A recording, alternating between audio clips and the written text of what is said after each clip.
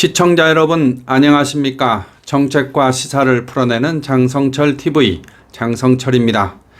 정의용 외교통상부 장관이 20일 어제죠.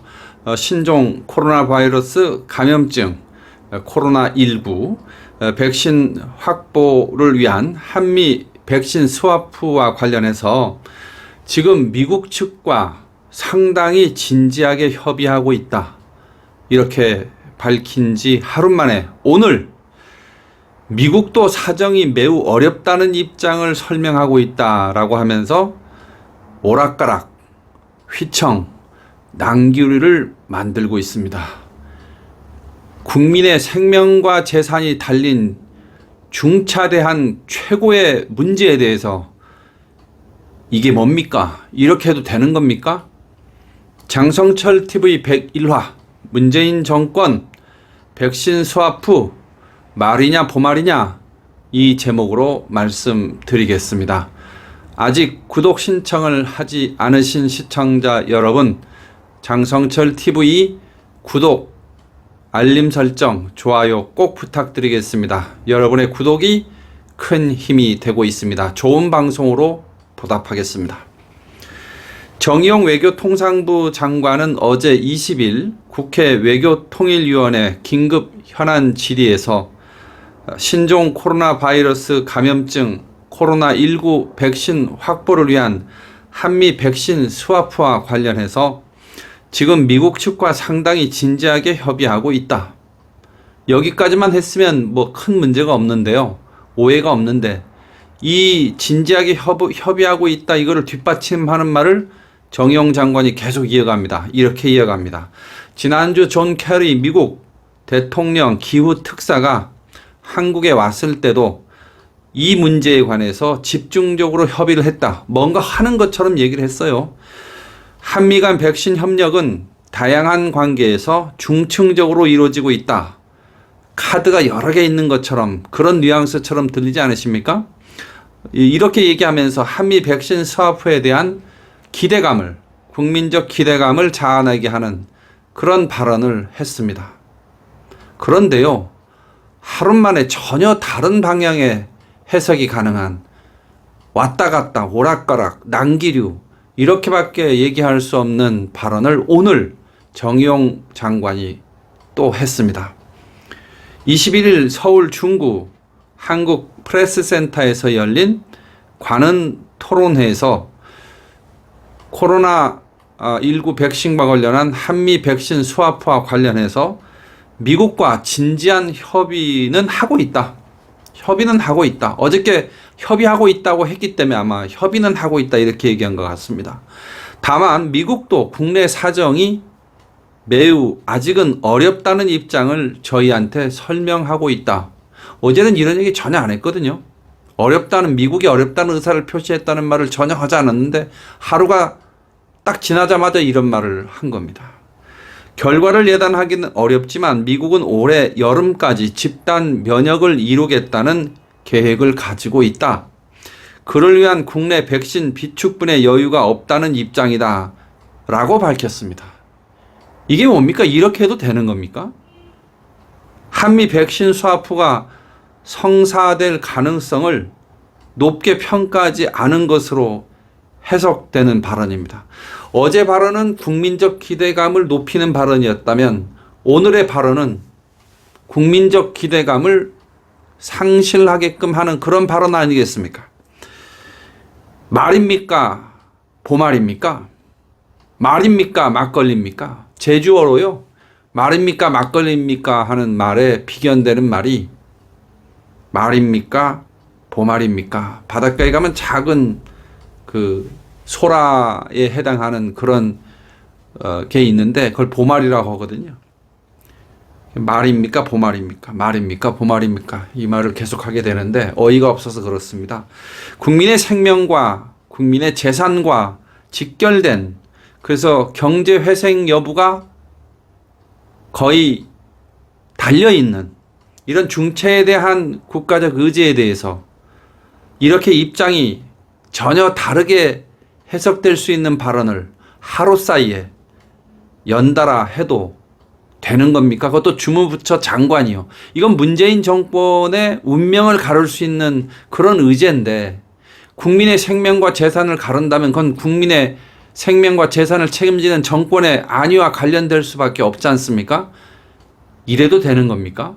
다시 한번 묻습니다. 이게 말입니까? 보말입니까? 사실 한미 백신 스와프 제안이요. 국민의힘이 먼저 했습니다.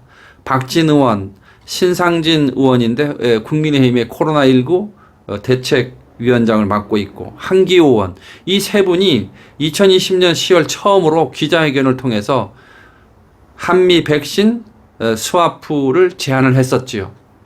당시 신상진 위원장이 주도해서 그 의학적인 관련 내용은 설명을 했고 외교적인 그 용어로서 스와프를 제안한 건 박진 의원이 한 걸로 알고 있습니다.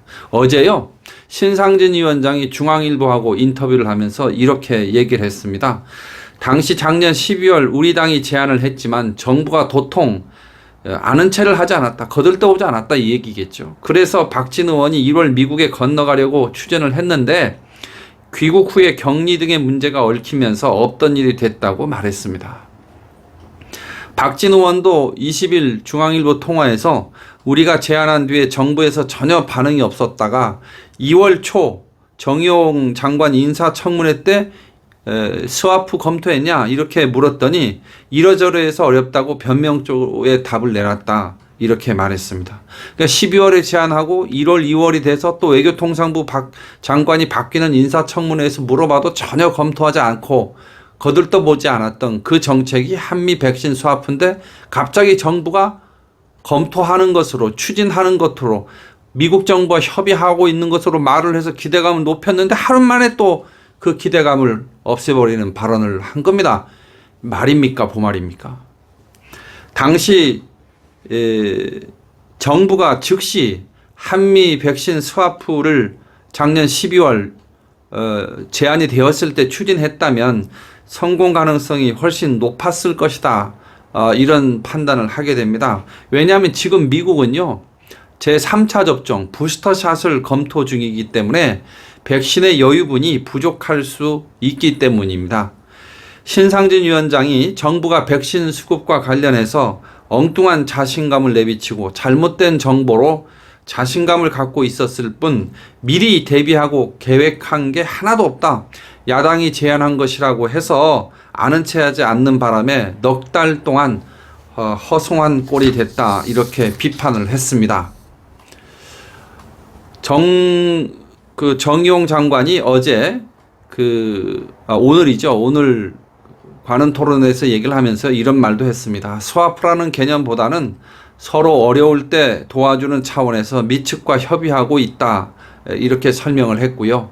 이어 미국과 협력할 분야는 백신뿐만 아니라 여러 분야가 있다면서 조 바이든 미국 대통령이 관심을 갖고 있는 글로벌 공급망, 아마 반도체를 염두에 둔 것 같은데 글로벌 공급망에서 우리가 미국을 도와줄 수 있는 게 많이 있다 이렇게 얘기했습니다. 뭔가 정부가 협상의 지렛대를 갖고 있는 것처럼 이야기하는 것처럼 들리지 않습니까? 스와프의 가능성이 줄어든 거에 대한 책임을 돌리려고 하는, 책임을 면피하려고 하는 그런 발언으로 들리는 것이 솔직한 판단입니다. 그러면서 스가 요시히데 일본 총리가 최근에 방미 중이던 지난 17일이죠. 4월 17일 날 엘버트 블라 화이자 최고 경영자와 전화회담을 하고 코로나19 백신을 추가 공급받기로 확보했다는 그런 설명도 곁들이면서 스가 총리의 미국 방문은 굉장히 성공적인 것으로 듣고 있고 우리로서도 그런 결과를 반갑게 받아들이고 있다 이렇게 얘기를 했는데 아마 조만간에 그 문재인 대통령이 5월 달에 있을 미국 방문에서 문재인 대통령이 직접 백신 추가 확보에 나설 수 있다 이런 뜻으로 해석되는 발언을 한 건데요. 정 장관은 다만 백신 문제는 미국 정부로부터 지원이 아니라 백신 생산하는 일개 업체와의 협의가 있었다고 이해하고 있다라고 또 설명을 했습니다. 이게 물론 기업의 그 생산과 판매와 관련된 기업 활동에 연장선상에서 보는 측면도 있지만 이미 백신은 안보의 문제가 되고 있고 주권의 문제가 되고 있기 때문에 각국 정부가 직접적인 개입을 하지 않을 수가 없는 그런 상황임을 고려한다면 정 장관은 불필요한 발언을 해서 또 책임을 회피하려고 하는 그런 자세를 보였다라는 말을 안 할 수가 없습니다. 백신 문제가 그 생산하는 기업체와의 협의에 의해서만 결정되는 일이다. 이렇게 해석할 수 있습니까? 이렇게 판단할 수 있습니까? 이런 한심한 발언을 해서 되겠습니까? 말입니까? 보말입니까? 이 말을 다시 하지 않을 수가 없습니다. 정 장관이 쿼드 문제에 대해서도 이렇게 얘기했습니다. 우리가 미국 쪽에 포용성 있고 개방적이고 투명하게 했으면 좋겠다 하는 입장을 분명히 했고 미국도 우리 입장을 수긍했다. 쿼드가 지향하는 여러 분야에서의 외교적 노력에 우리가 동참하지 못할 이유가 없다. 분야에 따라 충분히 협력이 가능하다. 다만 쿼드에 참여하는 것은 다른 문제다. 좀 더 신중하게 하겠다고 말했습니다.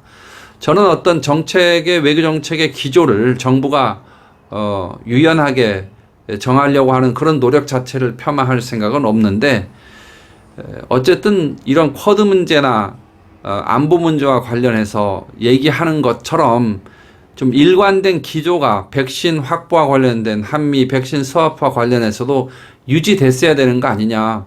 쿼드 문제와 관련해서 백신을 연결하지 않는 그런 원칙과 기조는 우리가 이해할 수 있지만 그렇다고 해서 하룻밤 사이에 한미 백신 스와프 논의를 이게 입장을 확 바뀐 것처럼 하는 그런 발언을 하는 건 도저히 용납할 수가 없습니다.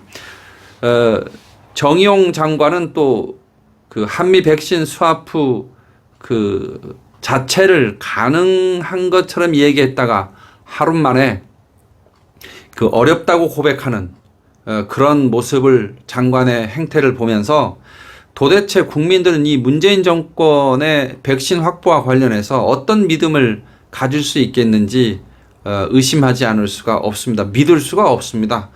현재 코로나19 백신 확보요. 국민의 생명이고 재산입니다. 허투루 다뤄선 절대 안 되는 거죠. 그런 측면에서 전 정의원 장관 이 장관직을 계속 할 수 있을까 그런 의구심을 표하면서 정의원 장관에게 우선 이 백신 수합과 관련된 정책의 혼선을 크게 야기한 데 대해서 국민들에게 고개 숙여 정중하게 사과할 것을 강력하게 요구합니다. 그리고요, 문재인 정부 좀 정신 좀 차리십시오. 냉정하십시오. 차분하게 일 좀 하십시오. 백신 확보를 위해서 백신 국내 개발사에 대해서 선불금 지급 방식으로 대규모 투자를 당장 이해할 것을 요구합니다.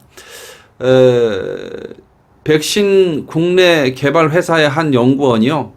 작년에 그 코로나19가 터져서 미국의 화이자나 모더나가 백신 개발을 시작할 때쯤 국내 백신 개발사나 모더나 화이자나 경험이나 지식이 비슷했다고 합니다. 그런데 역량의 차이가 어디서 드러났냐 하면 정부가 선불금 형식으로 신속하게 투자를 해줬느냐 안 했느냐의 차이다. 미국의 화이자나 모더나는 트럼프 행정부의 신속한 그 지원 계획에 의해서 선불금 형식으로 몇 조씩 이렇게 투자를 받았기 때문에 그 돈으로 신속하게 백신 개발에 성공을 했고 우리 정부는 그런 신속한 지원이 불가능했기 때문에 현재 백신 개발이 안 되고 있다. 이런 이야기를 그 국내 백신 개발 회사의 연구원이 인터뷰한 것을 본 적이 있습니다. 전 맞다고 생각을 하고요. 그렇다면 중앙정부가 신속한 투자를 위해서 선불금 형식으로 지원하는 것이 계속 지체된다면 방법이 있습니다. 전 국민의힘 소속 광역자치단체장 분들에게 긴급하게 제안합니다.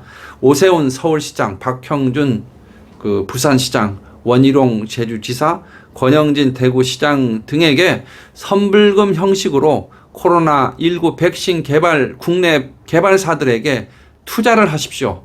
그렇게 해서 백신을 확보하면 개발이 되면 그 선불금만큼 백신을 확보하는 그런 전략을 구사하는 것이 지금 당장 해야 될 일이다 이렇게 생각합니다. 전국 시도당 위원장 회의에 제가 참석을 해서 주호영 원내대표에게 이렇게 건의를 했습니다. 백신 개발 지원 특별법을 좀 만들자. 만약에 그 국내의 여러 재정적인 제도나 절차, 법규 때문에 일괄적인 개발도 안 된 물건에 대해서 선불 형식으로 지원하거나 혹은 투자하는 것이 불가능하다면 코로나 백신과 관련해서만큼 예외적으로 그렇게 할 수 있도록 특별법이라도 만들어서 백신 개발 지원에 나서야 한다. 그걸 국민의힘이 좀 주도했으면 좋겠다. 이런 제안을 드린 바가 있습니다. 어쨌든 백신 스와프, 한미 백신 스와프 우리 국민의힘이 먼저 제안했냐 안 했냐 이게 중요한 게 아니라 지금 국민의 생명과 재산에 직결된 문제이기 때문에 좀 더 외교적인 노력을 기울여서 한미 백신 스와프가 조기에 타결될 수 있기를 바라고요. 그러면서도 백신은 당장 시간이 좀 늦춰질지라도 국내 백신이 개발되는 게 가장 백신의 주권과 안보의 측면에서 바람직하지 않느냐. 그런 측면에서 국민의힘 소속 광역다치장 5분에게 선불금 형식의 선투자를 국내 백신 개발사들에게 해줄 것을 정책을 이 자리를 빌어서 제안합니다. 백신 스와프 말이냐 보말이냐 이 제목으로 오늘 방송해 드렸습니다. 제 방송의 내용이 여러분 도움 되셨다면 좋아요, 알림 그리고 구독 설정, 구독 꼭 눌러주시길 부탁드리겠습니다. 여러분의 구독이 좋은 방송에 큰 힘이 되고 있습니다. 좋은 방송으로 계속 보답하겠습니다. 여러분 감사합니다.